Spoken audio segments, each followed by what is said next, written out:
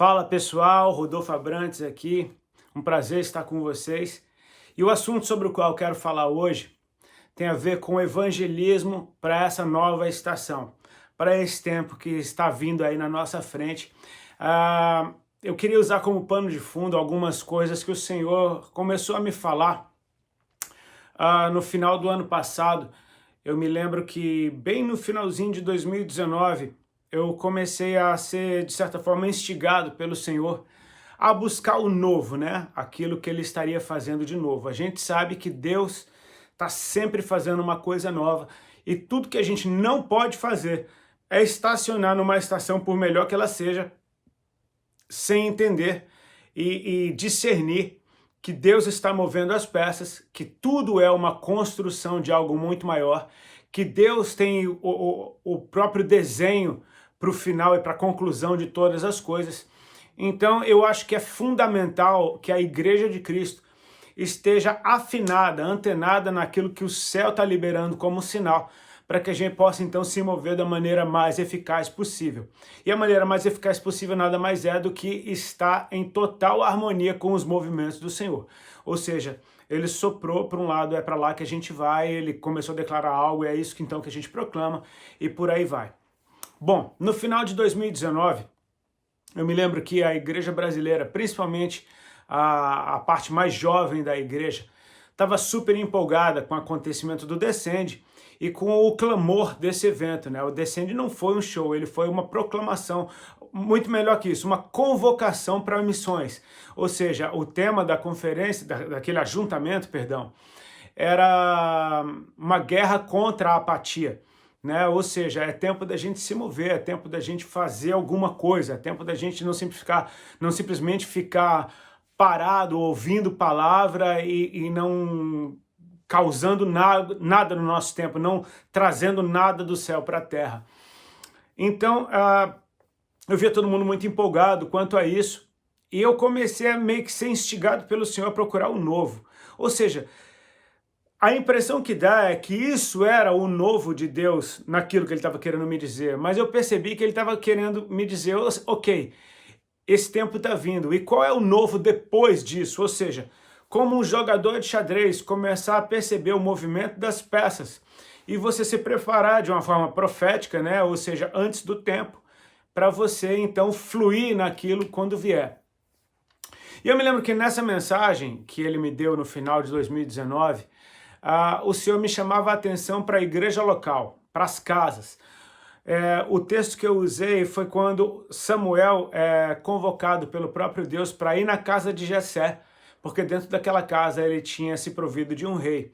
O interessante é que Deus não mostrou o rei, Deus mostrou o pai do rei, Deus mostrou a casa do rei. E Samuel então vai até a casa de Jessé. Para fazer de uma longa história curta, Davi não estava lá, ele estava pastoreando ovelhas, e depois de Jessé ter passado todos os seus filhos diante de Samuel então pergunta, acabaram os teus filhos? Porque não é nenhum desses que Deus escolheu. E ele diz, tem mais moço que está pastoreando as ovelhas. E então o profeta disse, manda chamá-lo, porque nós nem nos assentaremos enquanto ele não chegar.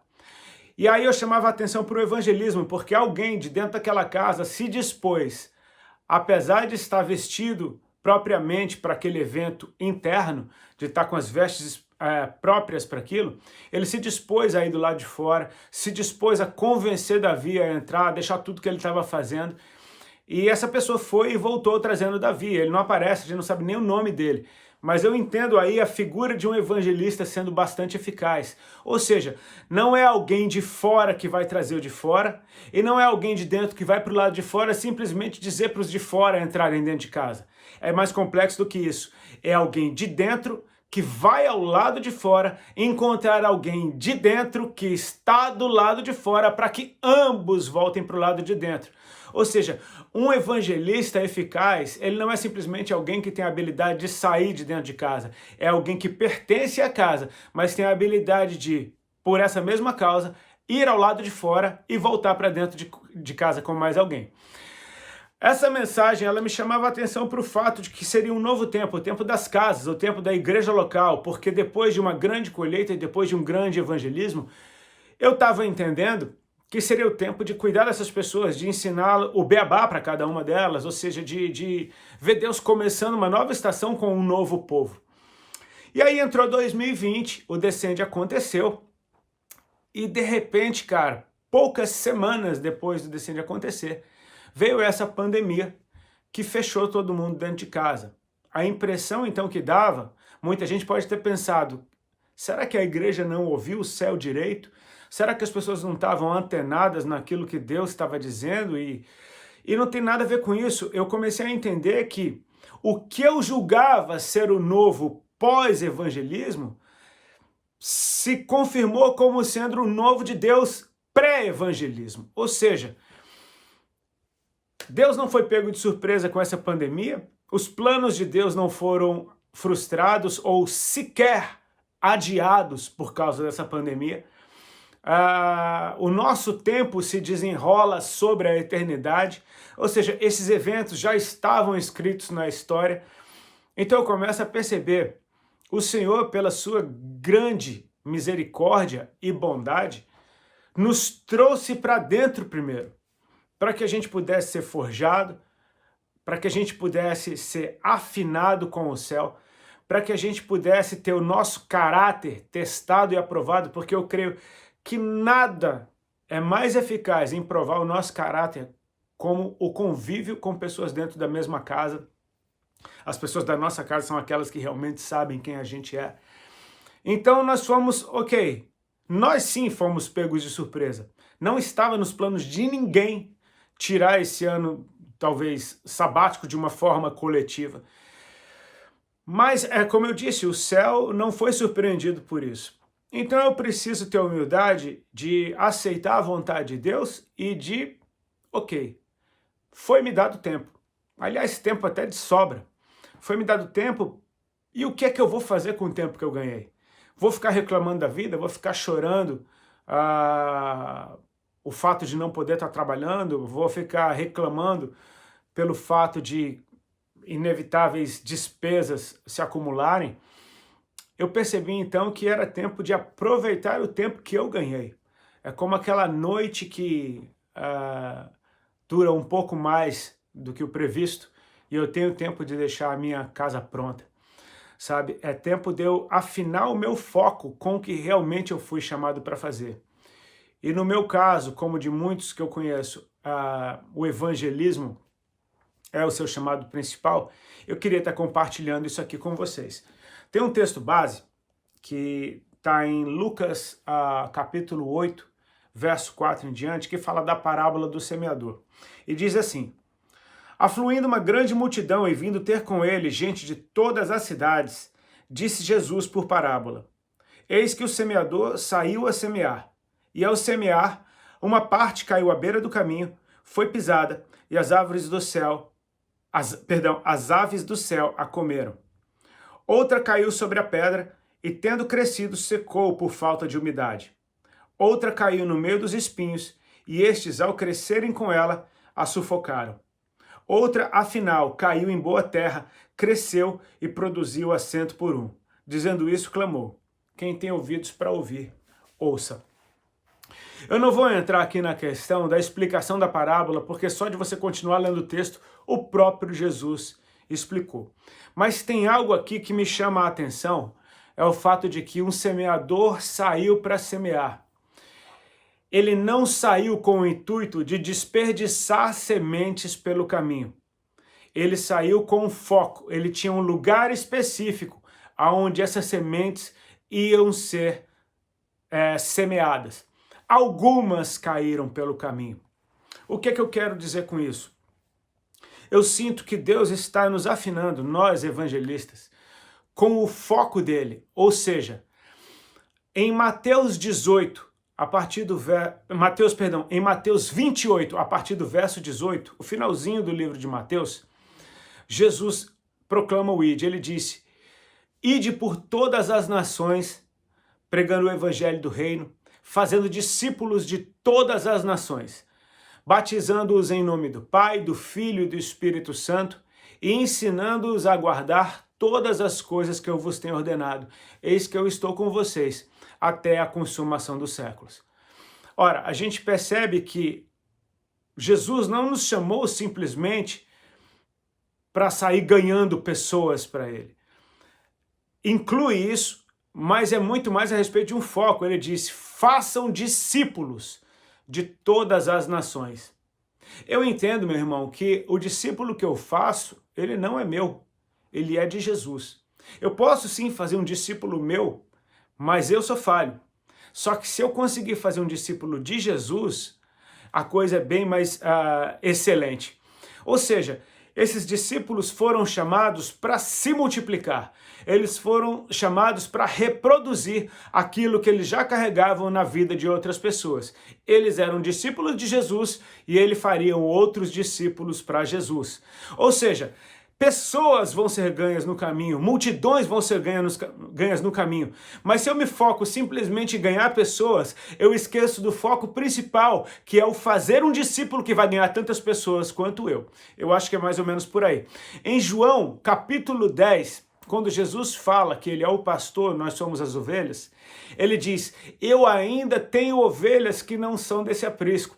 Ou seja, mas são dele. Ele diz, então quando elas forem juntas, haverá um só rebanho e um só pastor. Ou seja, o Senhor está com os olhos nessas pessoas que ainda não foram ganhas, mas já são dele. Ele está chamando um tempo à existência.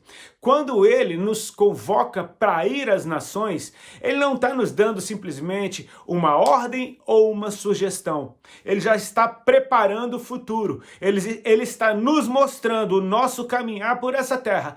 E o nosso caminhar ensinando as pessoas a aguardar aquilo que é uma ordem para nós. Ou seja, Jesus está chamando à existência esses que já são dele, mas estão no caminho e nós precisamos encontrá-los. Em Mateus capítulo 9, ele diz, a seara, na verdade, é grande, mas são poucos os ceifeiros. Orem, pois, para que o Senhor da seara envie ceifeiros para a sua seara.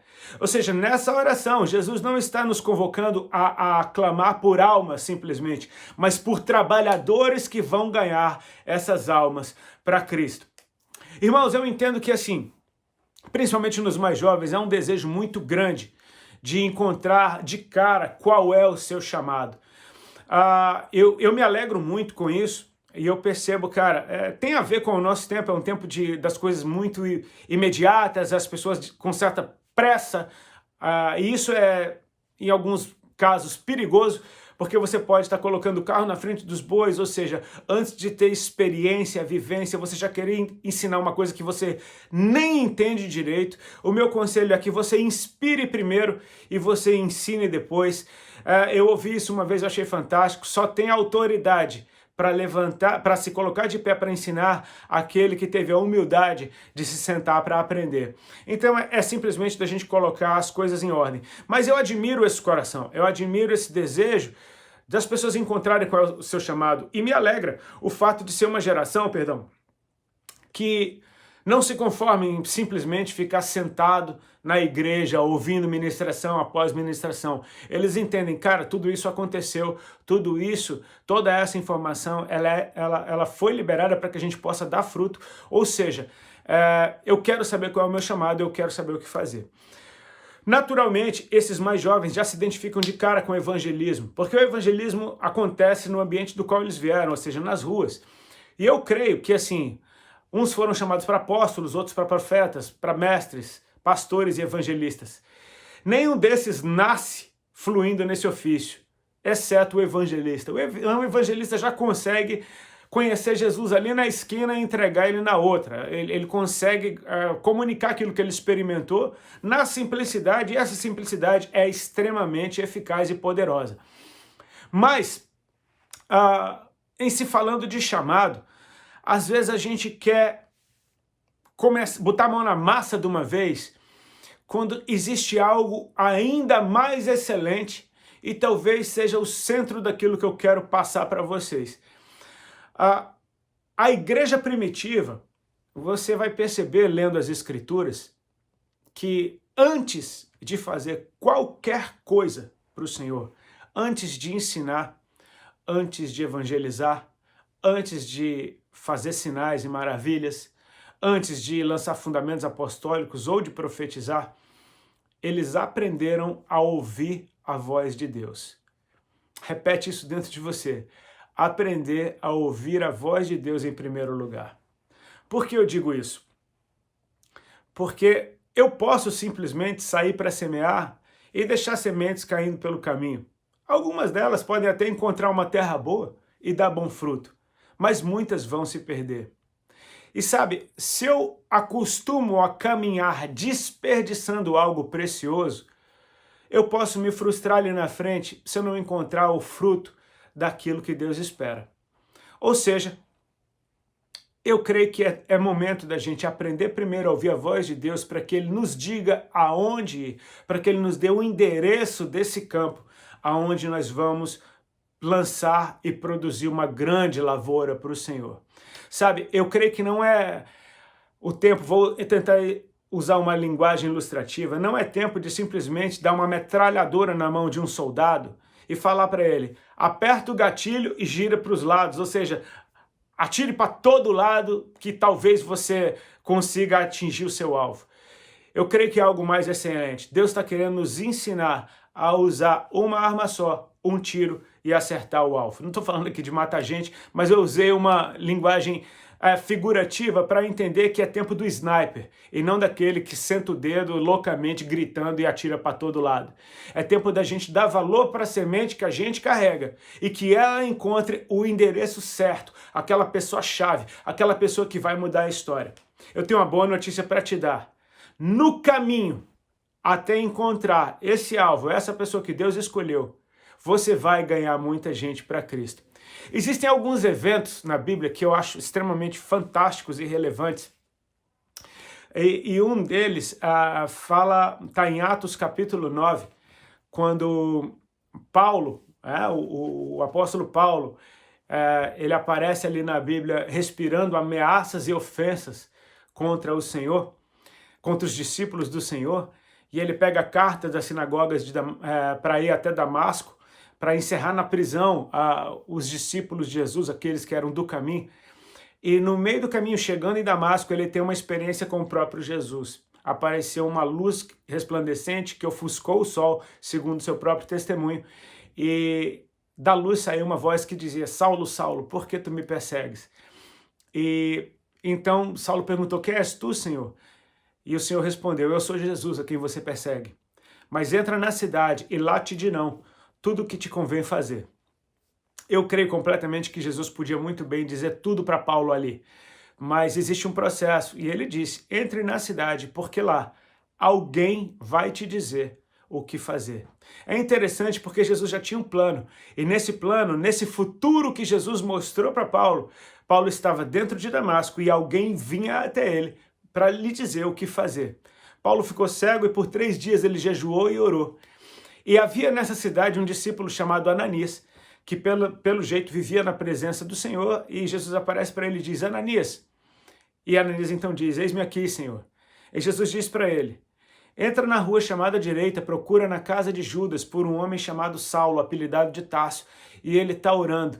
E nessa oração ele teve uma visão na qual ele via um homem chamado Ananias, que entrava, orava por ele, e ele recuperava a visão.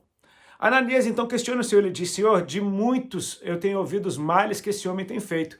Inclusive ele veio aqui para nos prender, ele veio com autoridade para nos prender.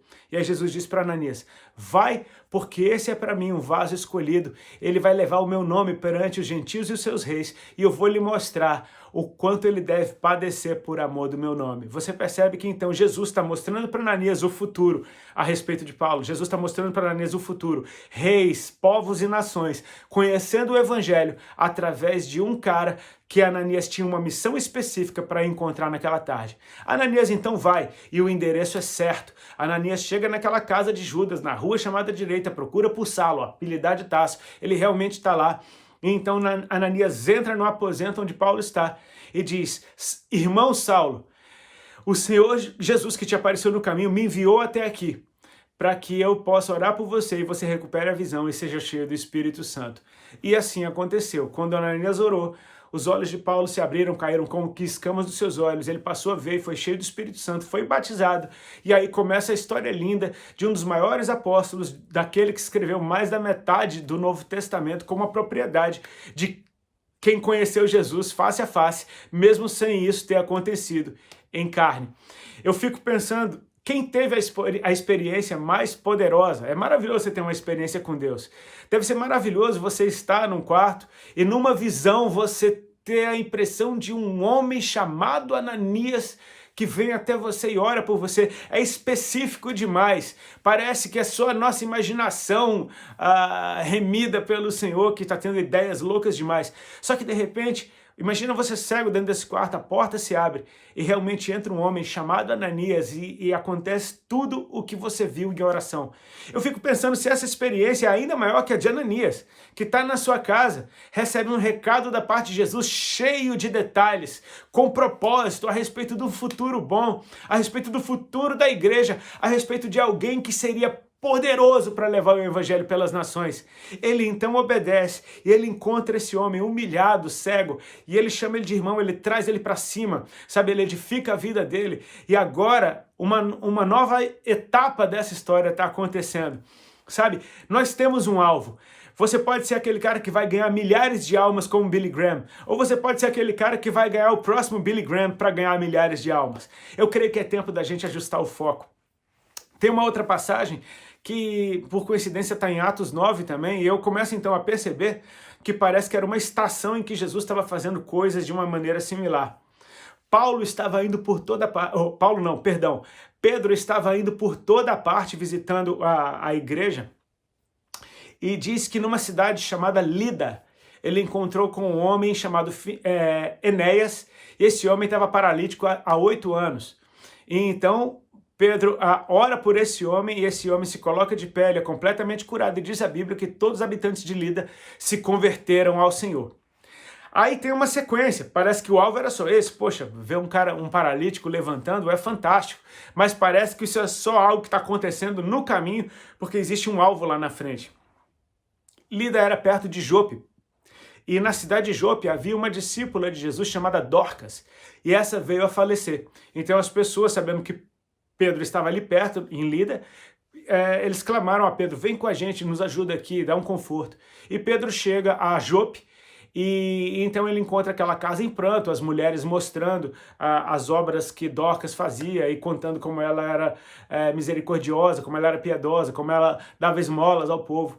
Até que Pedro vai até o aposento onde estava o corpo de Dorcas e ele ora e ele declara, ele ordena que ela se levante. Então ela se levantou, comeu com eles e, cara, diz que grande número de pessoas em Jope veio a crer em Jesus por causa desse evento. Uau! Dá até para a gente pensar que esse é o evento final, que esse é o foco da missão de Pedro. Pedro então fica em Jope porque, um paralítico foi curado, uma mulher morta ressuscitou. Então assim, cara, isso para mim é grande demais. Só que ainda tem algo além. Pedro ficou em Jope na casa de Simão, o curtidor. E perto dali havia uma cidade chamada Cesareia.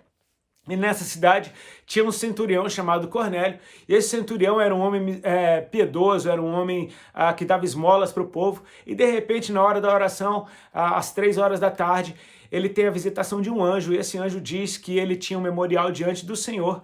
Ele se prostra para adorar esse anjo, o anjo levanta ele e diz, não faça isso, eu sou conservo teu, mas manda chamar na cidade de Jope um homem chamado Pedro, Simão Pedro. Ele está na casa de outro Simão chamado que é curtidor, e manda chamar ele porque ele tem alguma coisa para dizer para você. Então Cornélio prontamente mandou servos e soldados até Jope para chamar esse tal Simão Pedro, que estava na casa de tal Simão curtidor, para trazê-lo, convencê-lo a vir e que ele pudesse então relatar essas boas novas. Nisso, Pedro está em Jope, na hora do almoço ele vai ao terraço enquanto preparava uma comida para orar, e ele tem uma famosa visão na qual um lençol desce do céu com toda sorte de animais impuros para os judeus, e uma voz do céu dizia, mata e come. Então Pedro diz, não, Senhor, de forma alguma, jamais entrou na minha boca qualquer coisa comum ou impura. E aí a voz do céu dizia, não chame de impuro aquilo que eu santifiquei. A visão se repete por 3 vezes, Pedro ainda fica em dúvida sobre o que isso seria. E então aqueles servos e soldados de Cornélio batem na porta e o Espírito Santo fala ali em tempo real com ele. Vai com eles, porque eu os enviei. Eu quero chamar só a tua atenção para o fato do quão importante você é ser alguém que antes de estar fazendo qualquer coisa para Deus, você ser fluente na forma como Deus fala. Pedro então obedece, vai com eles a Cesareia, chega na casa de Cornélio e a casa está cheia de gente. Os vizinhos e amigos dele tinham sido convocados. Imagina o risco que esse cara estava correndo quanto à sua reputação de convidar todo mundo para algo que era uma visão de um anjo, um recado do céu. E de repente o tal Simão Pedro realmente existia, ele realmente estava na casa de Simão Curtidor, que era realmente em Jope, ou seja, a direção era concretíssima. Cornélio, emocionado, se prostra aos pés de Pedro e Pedro faz igualzinho o anjo. Meu irmão, se levanta, eu sou conservo teu, me explica por que eu estou aqui. Cornélio conta da sua experiência então para Pedro e Pedro então diz, agora eu sei que Deus não faz acepção de pessoas. Agora ele entendeu a visão do lençol. Agora ele percebe o que é que Deus estava querendo dizer com aquela forma de se comunicar. E aí Pedro começa então a pregar a respeito de Jesus, a anunciar quem Jesus era, quem ele fez, o que ele fez, que ele tinha estado com eles. E, enfim, no meio da pregação de Pedro, o Espírito Santo caiu sobre todos eles naquela casa, todos foram cheios do Espírito Santo. E aí, meus irmãos, nós que somos gentios, nós que não somos judeus, recebemos pela primeira vez o Espírito Santo do Senhor. Ou seja, o que é que eu quero dizer? Esses eventos na vida de Pedro, particularmente, nesses momentos da vida de Pedro, foram simplesmente pontuando um alvo, uma missão. E sabe, foi tão interessante Pedro ter, antes de Paulo, uma experiência com o Espírito Santo sendo derramado sobre os gentios, para que quando Paulo viesse até Jerusalém mostrar a revelação para a igreja de Jerusalém, a revelação que ele tinha de levar o evangelho aos gentios, Pedro já teria tido aquela experiência e poderia endossar o ministério de Paulo, ou seja, não há confusão alguma nisso, eu já vi isso acontecer. Deus está interessado nos gentios e eu te abençoo para que você cumpra a sua missão. Irmãos, quão importante é, antes de fazermos qualquer coisa, aprendemos a ouvir a voz de Deus, aprendemos a nos comunicar com Ele. Eu me lembro que uma vez, assistindo um documentário, eu vi a Heidi Baker falando sobre a língua do Espírito Santo. E ela dizia, no começo o Espírito Santo começa falando com você de uma forma que você nem entende direito. É como se ele estivesse falando em outro idioma, em uma outra língua. Até que de tanto ouvir, você começa então a se relacionar, você começa a pegar algumas palavras, você começa a perceber, não seria isso que o Senhor está querendo dizer? Então você vai arriscando e você vai aprendendo a se comunicar com ele fluentemente. Irmãos, eu estou tentando aprender uma nova língua e eu percebi que eu preciso ler, ouvir, falar, escrever para que eu me torne fluente nessa língua. Você vai perceber que a igreja primitiva, em determinado momento, os apóstolos entendem que eles não têm tempo para ficar cuidando da questão das viúvas e das mesas. Ou seja, então eles instituem diácono. Com que fim? Com o fim de se dedicar completamente às escrituras e a oração, ler e orar.